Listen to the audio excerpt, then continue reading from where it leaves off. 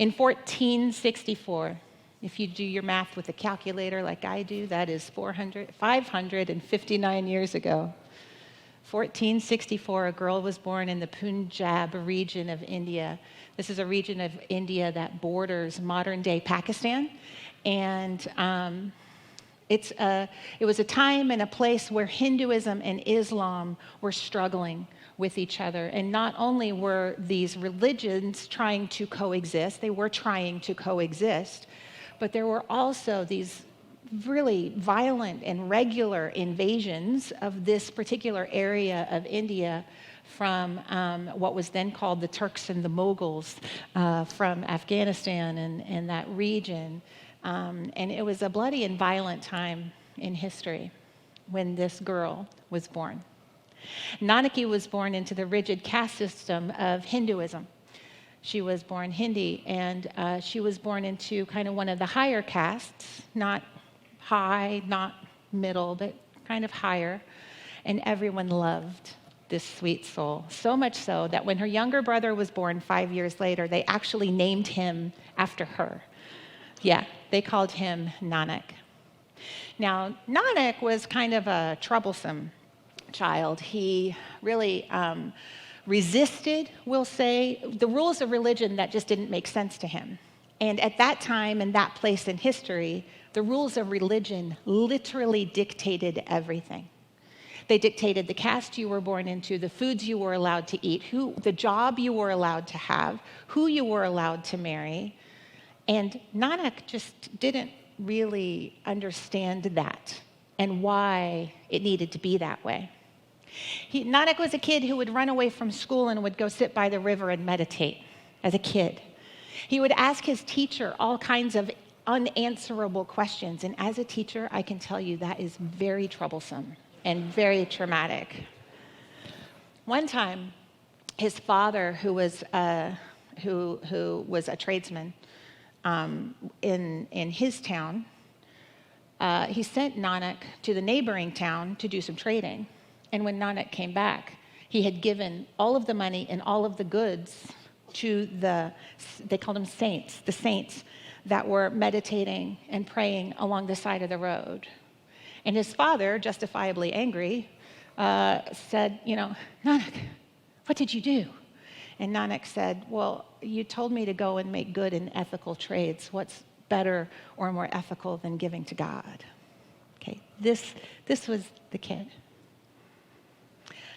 The thing is that his older sister, Nanaki, saw something different in him, not just a troublesome kid who wasn't doing the right thing.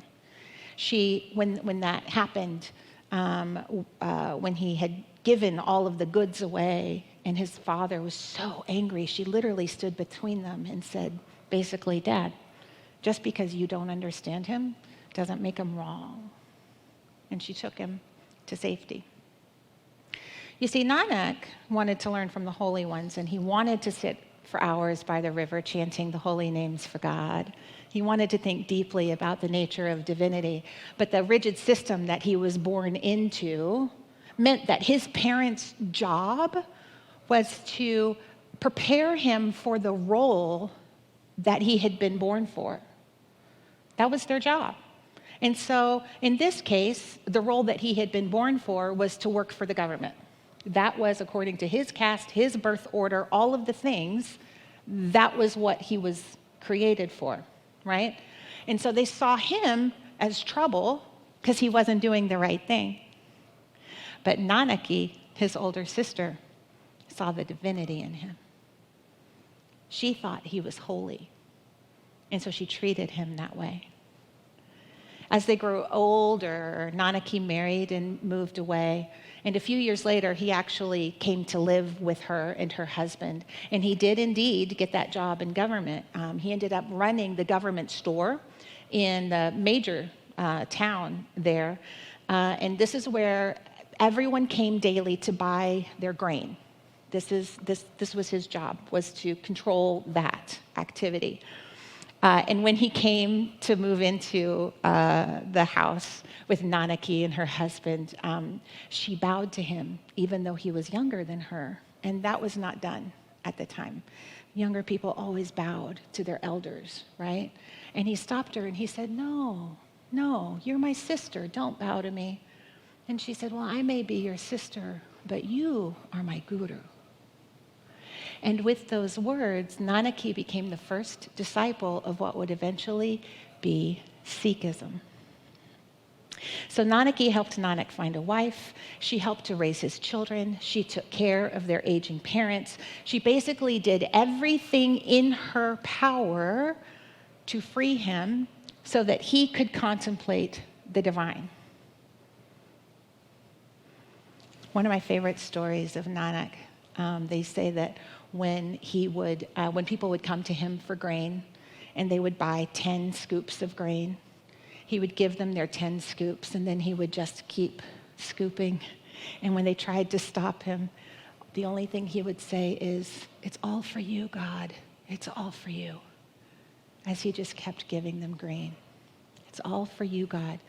He saw the divinity in others also. Eventually, Guru Nanak began to travel all around India. He eventually, over the course of his life, traveled over 15,000 miles. And he spread a message that basically said, it doesn't matter where you live. It doesn't matter if you're Hindu or Muslim. There is only one God. All are equal in this God. Life is a gift, and we are here to serve humanity with that gift that we have been given. This message of equality and monotheism was radical, and it was very well accepted. Remarkably so in many places, although he certainly faced his trials. I'll leave it to y'all to learn more about that. It was his sister, Nanaki, who suggested that he put his thoughts to music, as he was a talented musician, and the kirtans of Sikhism helped to unite people of varying faiths in prayer as Guru Nanak traveled and taught and chanted and prayed. You may have heard of the tradition of the langar, which serves meals to all, free of charge, regardless of religion, caste, gender, economic status, ethnicity. People sit on the floor together and eat this beautiful vegan meal that is created and maintained by Sikh community volunteers. Someday ask Reverend Shannon about the huge langar that she and her team brought to Denver a few years ago. It's a beautiful story. The langar is one of the ways that Sikhs honor their commitment to equality and serving humanity.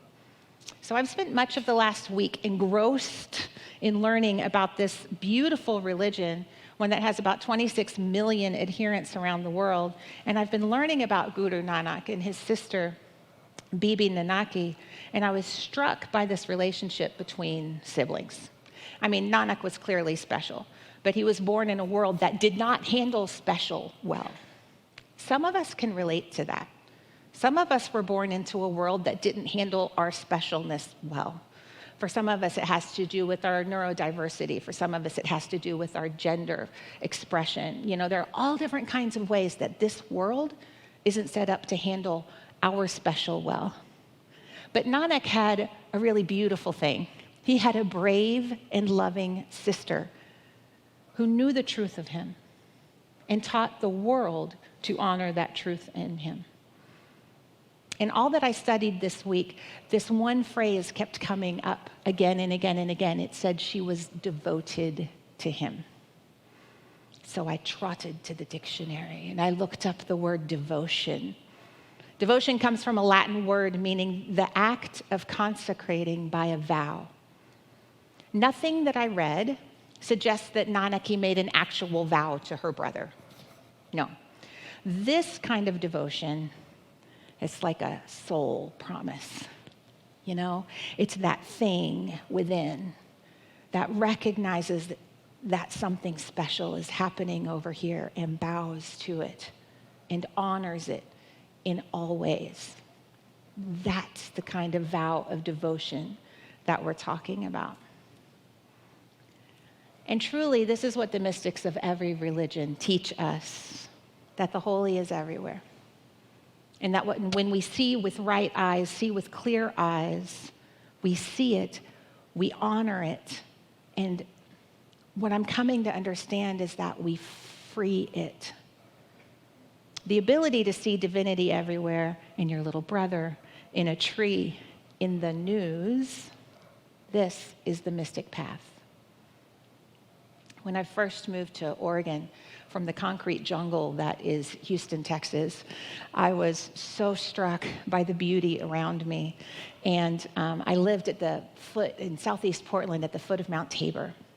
And I would pop John into the stroller and we would walk up the mountain almost every day. And I remember the first time standing at the top of Tabor and these huge, I had never seen trees so tall. These gorgeous evergreens at the top of the mountain. And, the first branches are far above where I could reach. They're just huge. And they're just swaying and whispering to each other. And something in me stilled in that moment. Something that was reverence and awe. Do you know what I'm talking about? Have you had that experience? That's the only way I can describe it, is that my soul became still. And even now, just thinking about it, I have goosebumps just thinking about it. There's an echo of that still lives in me. I remember the first time driving west on I-70 towards Denver, and I remember watching the Rocky Mountains rise before me. It's glorious. It's glorious. You have to pull over to the side of the road and just sit for a minute. I had a similar experience, of course, when my own children were laid in my arms after weeks and months and years and lifetimes of waiting for them to join me in this world, But I also had the experience watching my goddaughter be born. And I remember I was standing on the side and those final pushes, and when she was coming out and the doctor turned her body towards me, trying to free the shoulders, right? And I saw that squished up little face. And I thought, my God, life.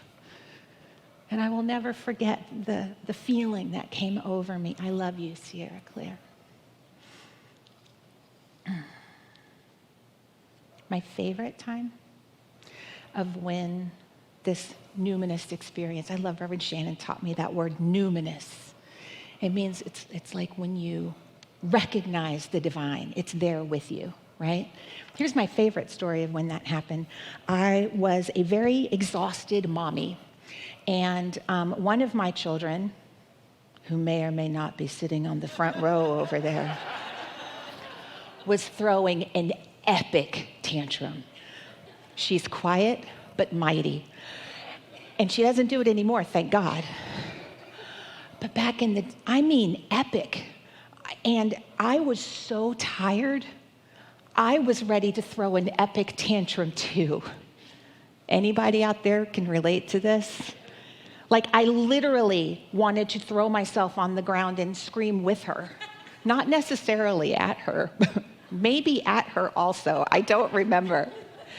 But this thing, and I can only describe it as it descended upon me.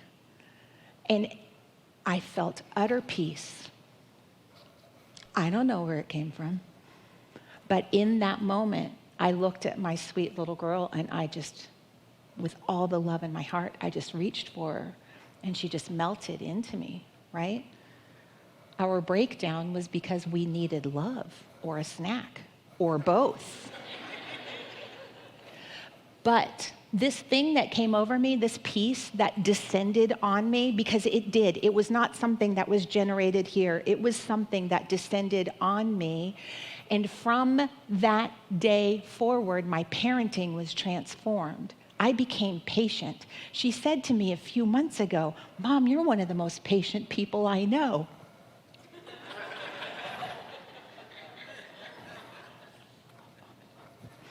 Thank you. That's not me. I'm not. That's God. That is this experience of the divine that descended on me in that moment and made me able to be peace in that moment. That's not about me, right? Here's the thing.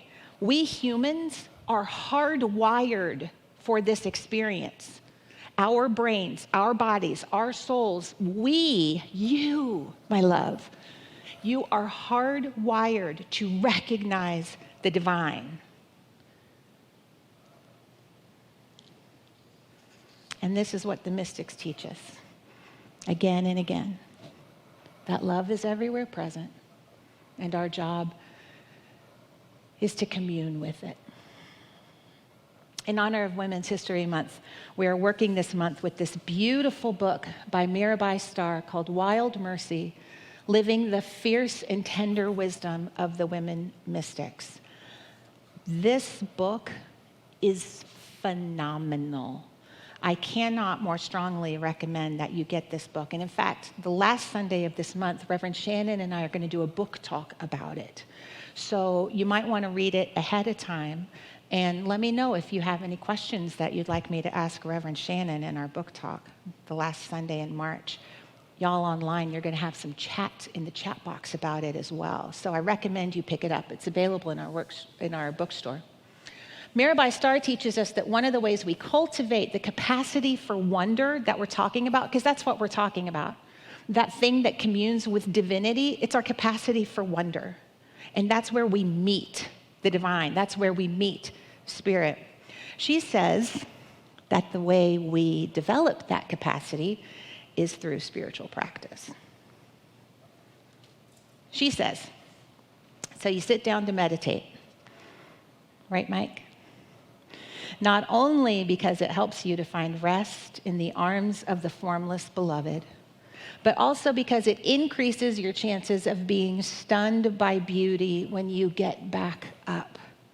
That's what we're talking about. Encounters with the sacred that radiate from the core of the ordinary embolden you to cultivate stillness and simple awareness. She says, in the midst of a world that is begging you to distract yourself, this is no easy practice. Yet you keep showing up. You are indomitable. You are thirsty for wonder. Whether you remember it or not, you are thirsty for wonder. Your soul is thirsty for wonder. That's why people here in the rain go hiking. Some people, not being Jen,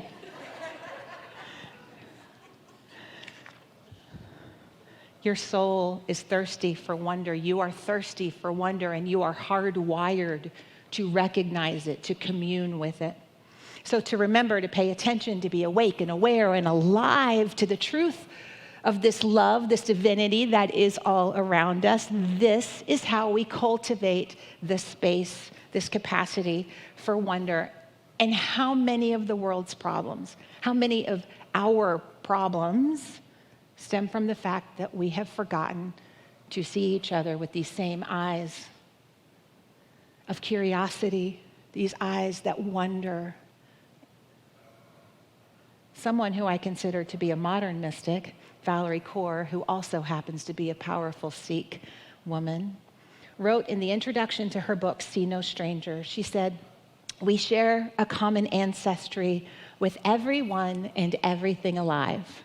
The air we breathe contains atoms that have passed through the lungs of ancestors. Our bodies are composed of the same elements created deep in the furnaces of long dead stars.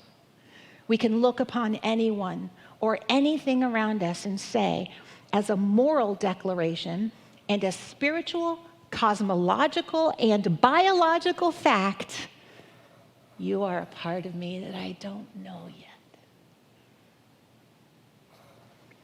What if we met each other in curiosity with an underlying feeling of wonder and awe instead of othering and judging and shaming? What if we met each other with the eyes of love as a part of our heart that we just don't know yet? I'm very excited because in May we're going to be bringing in the wonderful Matt Kahn for an in-person and online event. Do you know who Matt Kahn is? He wrote the book, Whatever Arises, Love That, right? I think that was his first big seller. I read this on his blog. I started following him more closely when I knew he was coming.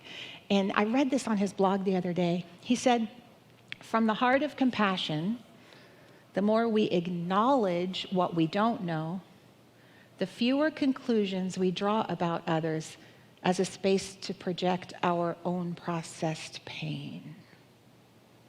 I'm going to say that again. From the heart of compassion, the more we acknowledge what we don't know, the fewer conclusions we draw about others as a space to project our own unprocessed pain. What would the opposite of that be? When I am coming at you with my assumptions and my conclusions, what's that old saying about assuming? And why is that? Because no matter how much I know about you, I still know a sliver of your totality. I can never know the all of you because the all of you is glorious and magnificent, right? And I don't ever need to project my unprocessed pain onto you. And we do that when we assume. When we assume based on gender, when we assume based on color, when we assume based on the list. Differing levels of ability, all the things, right? That's unprocessed pain that we're projecting. That's all that is. And we don't have to do that when we meet in curiosity. So when we meet in curiosity, we shut down this potential pain body and we relate to each other from compassion. Okay, I want to circle back to Bibi Nanaki.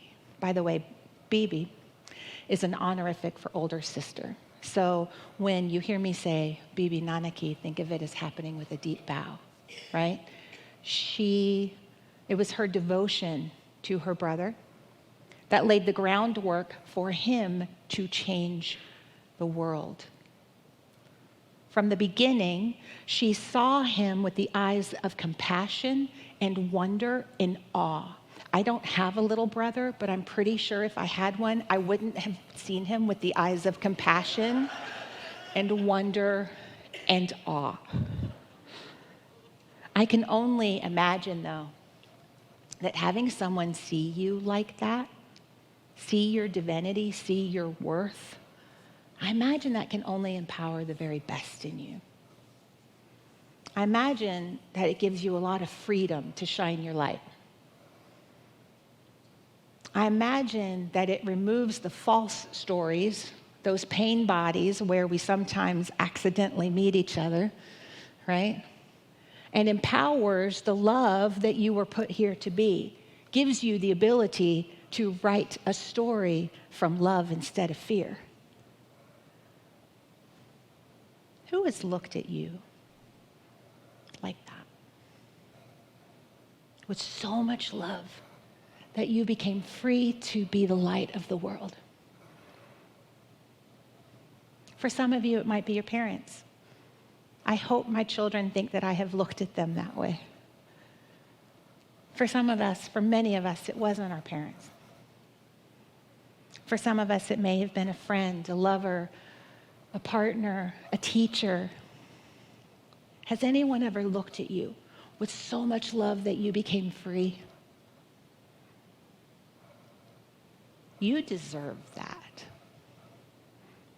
Every single one of us deserves to experience that kind of love. And so, an invitation for this week.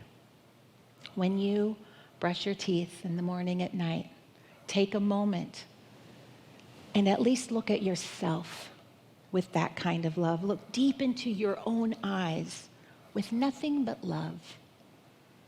Don't think about the gray hairs that might be around, right? Don't think about the next thing on your list. Just be fully present with yourself as love.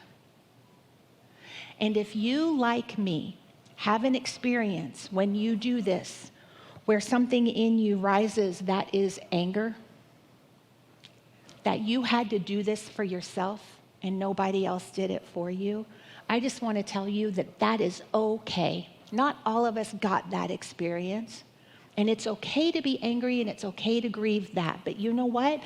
It doesn't give you a pass from doing the work. So I'm going to invite you to do the work this week, to view yourself with eyes of unconditional love and compassion. Because what starts to happen as you begin to make this a habit is then you take it out into the world and you begin to view the world, your family, your work, the popcorn guy at the movie theater, the middle school car line lady. You get to see everyone. She doesn't know how to drive. You start to see everyone with the eyes of love and compassion, and it will transform your world. It absolutely has to.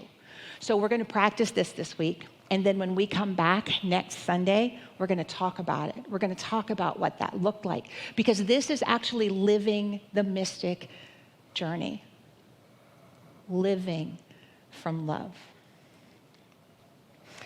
There's a beautiful poet named Rupi Kaur, who's a famous modern Sikh poet, and she's kind of considered to be like the OG Instagram poet. She's phenomenal if you're not following her. She wrote this: "To hate is an easy, lazy thing, but to love takes strength everyone has, but not all are willing to practice." Let us be brave in our loving, devoted to seeing the truth of each other. Hi, friends. Thank you so much for watching, and I hope that this message supported you. We are a nonprofit, and we do all of this based solely on the gifts that you give. No amount is too small or too large. You can text to give. You can go online and check out our website. We're doing so much. You can give that way. Thank you so much for being here, for being a part of this community, and for supporting this message of bringing more light, more love, and spirit-led social action out into the world. Thank you. You're loved. So loved.